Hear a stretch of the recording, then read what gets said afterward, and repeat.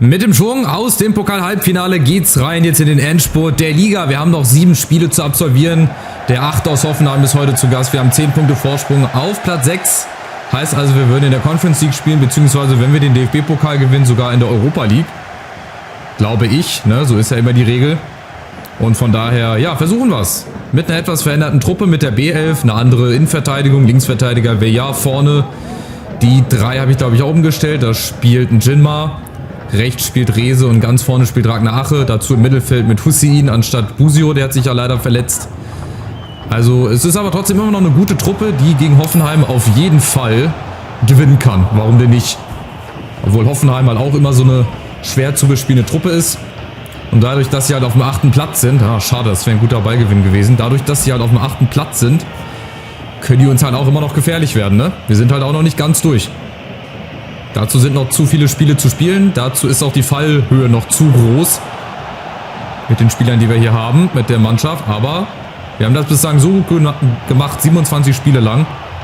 Dann kriegen wir das jetzt die letzten Spiele auch noch irgendwie gebacken. Da bin ich jetzt mal fest davon überzeugt, dass wir das hinkriegen. Auch mit dem Personal heute. So, Rehse ist der Erste, der sich mal auf den Weg macht gegen Jordan. Ragnar Ache zeigt schon an. Oh, der kriegt den Ball. Sehr gut gemacht. Ja, die Drehung hat leider nicht so gut funktioniert. Schade. Ansonsten war das ganz okay. Aber vielleicht ja jetzt Rehse, Olaru. Mit Veja über die Außen. Die Hoffenheimer mit ihrer Fünferkette halt. Ne? Die stehen hinten drinne, schalten dann um. Dann wird es eine Dreierkette. Also das ist egal, ob ich mit der Hertha spiele oder auch mit der Eintracht gegen Hoffenheim. Die haben immer dasselbe System. Immer. Aber irgendwie haben wir da schon Ideen. Auf jeden Fall, Hussein hat eine gute Idee. Und dann sind die Lücken auch da. Natürlich wie in der Fünferkette auch.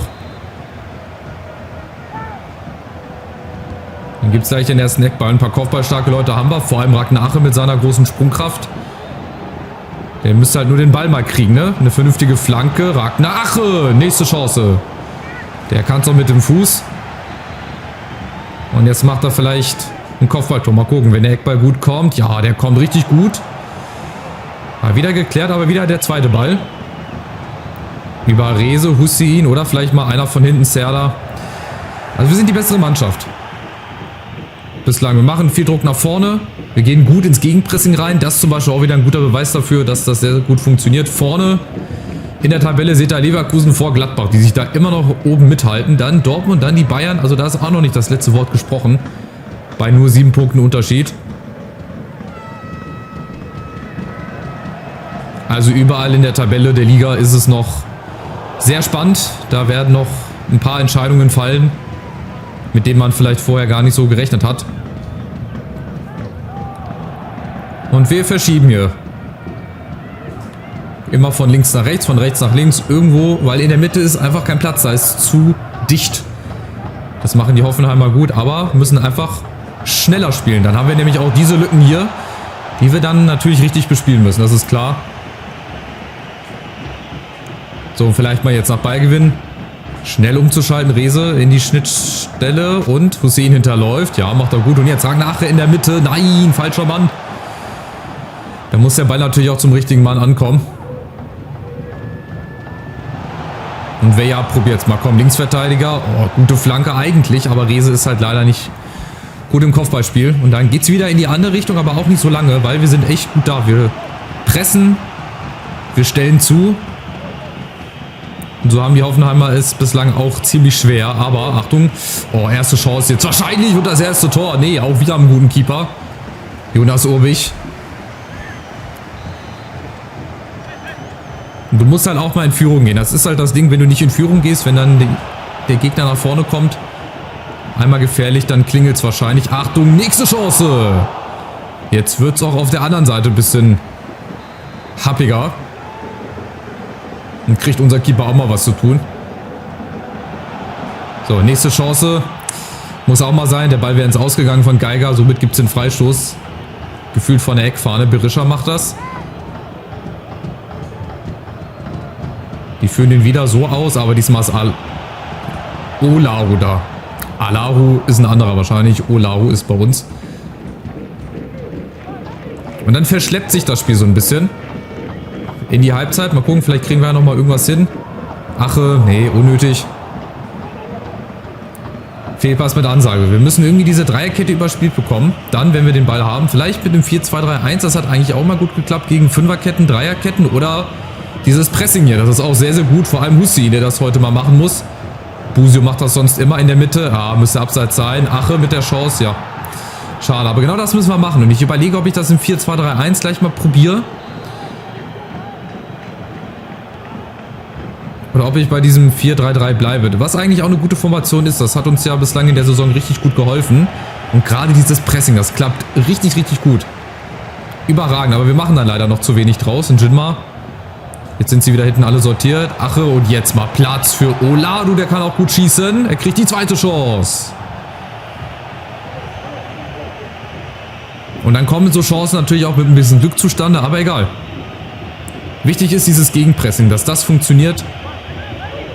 Dass wir erst gar nicht da in Bedrängnis geraten, aber es funktioniert gut. Nochmal hier eine Grätsche, wir hauen uns rein. Also das funktioniert wirklich richtig gut. Leider haben wir noch kein Tor gemacht, wir hätten aber auch schon eins kassieren können. Also 0-0 der etwas besseren Art und Weise. Es gibt ja auch langweilige 0-0s hier, wo du dich so in die Halbzeit schleppst, aber das war hier gar nicht der Fall. Und ich probiere jetzt mal das 4-2-3-1, muss nur noch mal kurz gucken, dass Serda eventuell offensiver spielt und Jinma dann auf dem Flügel als schneller Mann. Ich probiere das einfach mal eine Viertelstunde. Wenn es nicht klappt, dann werde ich wieder zurückstellen. Aber ich habe die Hoffnung, dadurch, dass sie halt hinten dann nur mit 3 Mann spielen, dass wir die irgendwie überspielt bekommen. Mit vorne einem Stoßstürmer. Und den 2 Sechsern, die das hoffentlich sehr, sehr kompakt halten dann im Mittelfeld. So, da kommt nämlich die erste Chance. Willis, aber King ist da. Auch der wird auch noch seinen Weg machen. Aufgepasst, nächste Chance jetzt. Sie finden halt überall eine Lücke, wenn sie eine Lücke finden wollen. Hier zum Beispiel aber Olaru. Das ist auch mit der Mann der Saison. Also wirklich, wenn ich einen Spieler rausheben müsste, schade, apropos heben. Zu spät der Heber, dann wäre das wirklich auch Olaru. Unter anderem Serda muss ich auch sagen, der hat das richtig gut gemacht. Aber Olaru finde ich nochmal ein klein bisschen besser. Wenn ich mich entscheiden müsste, Spieler der Saison bei uns hier in der Hertha-Karriere, würde ich sagen Olaru. Der läuft im Mittelfeld wie ein Wahnsinniger. Läuft die Passwege zu, gewinnt auch richtig viele Zweikämpfe. Wichtige Zweikämpfe auch vor allem. Man hat auch immer wieder einen guten Überblick. Macht ab und zu auch mal ein Tor, so wie gegen Wolfsburg im Halbfinale. Sehr, sehr wichtig, das schöne Freischuss-Tor, was uns dann ins Finale unter anderem gebracht hat. So, nächste Chance. Jinma, guter Laufweg, aber der Ball muss dann halt auch ankommen. Das ist dann halt das Problem. Dass die Spieler halt den Ball dann leider nicht zum Mitspieler bekommen. Royal auch wieder Zweikampf gewonnen. So, jetzt mal Platz für einen Jinma. Und das meine ich jetzt. Die Flügel sind ein bisschen offener. Eventuell, das heißt Platz für unsere Flügelflitzer. Jinma, Ache lässt sich fallen. Und der direkt weiter auf Serda. Schade. Da fehlt dann wieder nur der berühmte Zentimeter. Aber das Pressing, das ist Wahnsinn. Das funktioniert echt super. Hussein jetzt aber auf Ache. Gute Flanke. Und wieder Olaru. Es fehlt nicht viel. Es fehlt nicht viel zur Führung. Wir sind kurz davor. Aber irgendwann müssen wir es halt auch machen. Weil ansonsten geht das auch leider in die Hose. Da können wir hier noch so viele Zweikämpfe gewinnen, wie wir wollen. Wenn wir vorne das Ding nicht reinkriegen, gewinnst du auch nicht. Da ist wieder Royal gegen Veja. Serda kommt mit dazu. Ja, fairer Zweikampf. Auch der wie Olaru. Spitzenmäßig, wie er sich in Zweikämpfen verhält. Nächste Chance jetzt. So, Olaru. Auf den Jinma und der ist weg. Gegen Vogt, der kann nicht schneller sein als ein Jinma. Das würde mich sehr wundern. Aber jetzt muss die Flanke auch mal ankommen. Oh, Ache daneben. Vorbei. Das hat er jetzt schon 2-3 Mal gehabt. Und die Aufnahmen, die kommen gar nicht ins Spiel. Also die sind jetzt in der zweiten Halbzeit total abgemeldet durch das 4-2-3-1. Die bekommen das nicht mehr so hin. Und in Jinma, der blüht jetzt so ein bisschen auf. Aber es ist niemand da, außer Rese hinten. Machen wir mal Rese, ja. Und Brooks mit dem Kopf. Komm, vielleicht aus einem Standard. Guten Linksfuß haben wir leider nicht, ne? Wir können aber Olaru mal reinbringen. Vielleicht hat der mehr Glück. So, auf den Elfmeterpunkt. Ja, die kommt gut. Ache ist da, aber zu zentral. Wird das tatsächlich mal wieder 0-0? Ich weiß gar nicht. Haben wir überhaupt schon mal 0-0 gespielt? Ich glaube mit der Hertha. Boah, in Stuttgart in der Liga oder zu Hause? Ich glaube zu Hause in der Liga. Gegen den VfB haben wir mal 0-0 gespielt. Aber auf 0-0 habe ich eigentlich gar keinen Bock. Ich will hier gewinnen. Nächste Chance. Reza, aber die Flanken, die kommen halt heute überhaupt nicht an. Überhaupt nicht. Olaru, Freistoß? Nee. Vorm Tor ist es echt zu schwach. Bis dahin ist okay, aber dann so, wenn der Ball im Strafraum ist, dann funktioniert es irgendwie nicht so gut. So, jetzt, Achtung, Hoffenheim kommt. Über John gegen Bradley. Achtung, nicht zu intensiv in die Zweikämpfe reingehen, vor allem nicht im Strafraum. Chance ist da, Verteidigung steht. Hussein, nein, nein, ich hab's geahnt, dass es da Elfmeter gibt. Das sah wie ein fairer Zweikampf aus von Weitem. Er geht zwar rum um den Gegner, aber jetzt kein Rot. Du gibst dafür jetzt, ja, gelbe Karte ist okay. Aber war das auch ein Foul? Das ist die Frage. Ach ja, dann ist er wahrscheinlich erst wieder am Knie dran und dann am Ball. Ist sehr unglücklich, schade. Es sah eigentlich wie ein normaler Zweikampf aus. Jetzt die Hoffenheimer mit der Chance, durch Willis das 1:0 zu machen. Obig ist zwar weg, aber kommt leider nicht ran. 1:0. Hatte sich jetzt nicht unbedingt abgezeichnet, von daher auch ein bisschen glücklich für Hoffenheim. Aber dieser eine Fehler. So Spiele werden dann quasi durch diesen einen Fehler entschieden. Warum geht das Spiel jetzt automatisch wieder auf Pause? Egal, nutzen wir mal die Gelegenheit. Schauen wir mal ganz kurz hier drauf. Wir machen unseren schnellen VAR. So, also hier gibt es die gelbe Karte. Genau, hier wird noch ein bisschen diskutiert. So, jetzt hier. Das ist der Zweikampf. Willis war vorher wieder irgendwas. Da geht der Ball, nee, nicht durch den Fuß, doch da. So, und dann ist er ja schon rum ums Knie. Da kommt dieses lange Bein.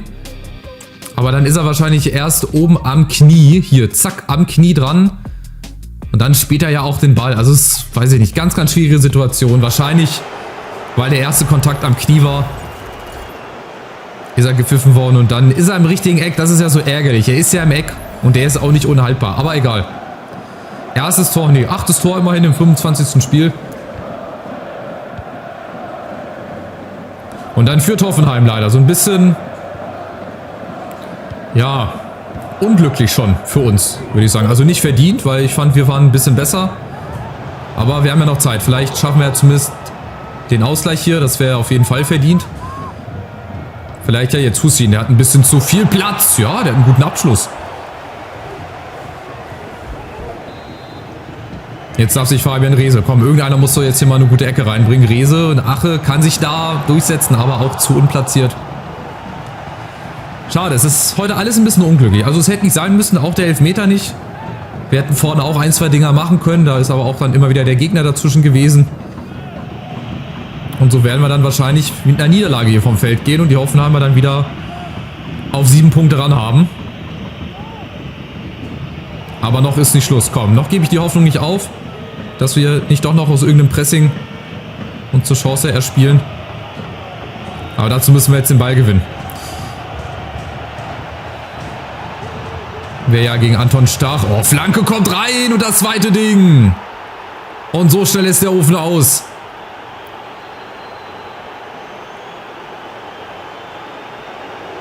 Zwei individuelle Fehler in der Mitte. King ist da nicht an den Kopfball gekommen. Unten war auch wieder ganz komisch. Ich hatte so schon wieder im Gefühl, so von den Bewegungen her, dass er den Ball nicht halten kann, beziehungsweise dass es jetzt ein Tor gibt. Anton Stach auf dem Flügel. Und dann kommt King nicht ran und dann ist der Kopfball halt auch haltbar. Also der ist jetzt auch nicht so stark geköpft, wo man sagen kann, oh, der ist auf jeden Fall nicht zu halten. Und es ist wieder Willis, der noch nie einen Doppelpack gemacht hat in seiner ganzen Karriere. Ausgerechnet heute durch den Elfer und durch den Kopfball. Also 0:2. Und dann stehen wir am Ende mit leeren Händen da. Ja, schade. Aber gut, so Spiele gibt es halt auch. Also ein drittes Tor wäre jetzt auf jeden Fall zu viel. Vielleicht kommen wir ja doch noch irgendwie ran. Was jetzt aber auch nichts mehr bringen würde. Dazu haben wir halt leider es bis zum Strafraum gut gemacht. Aber dann danach, das war halt leider heute unser großes Problem. Unser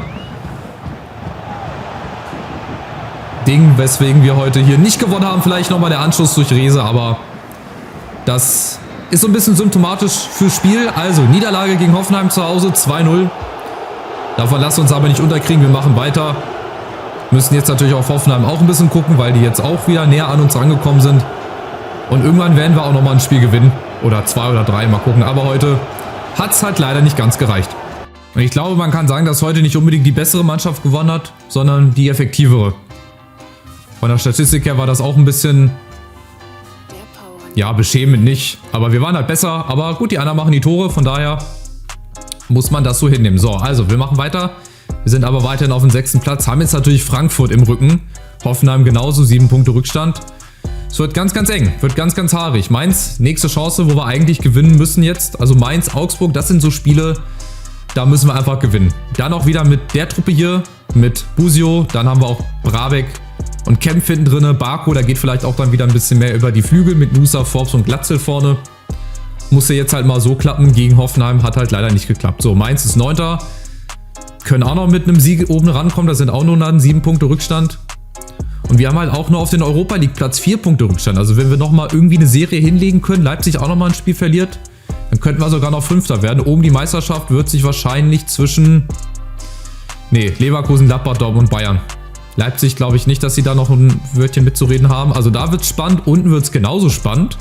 Union, Augsburg, Bremen, Hannover, Bochum, Schalke, glaube ich, wird da auch nicht mehr so viel mitzureden haben. Außer die gewinnen jetzt auch nochmal ein paar Spiele. Aber die haben schon 20 Niederlagen, damit steigst du eigentlich ab. Also wenn du 20 Spiele verlierst und trotzdem in der Liga bleibst, das verdient schon so einen Verdienstorden, sag ich mal.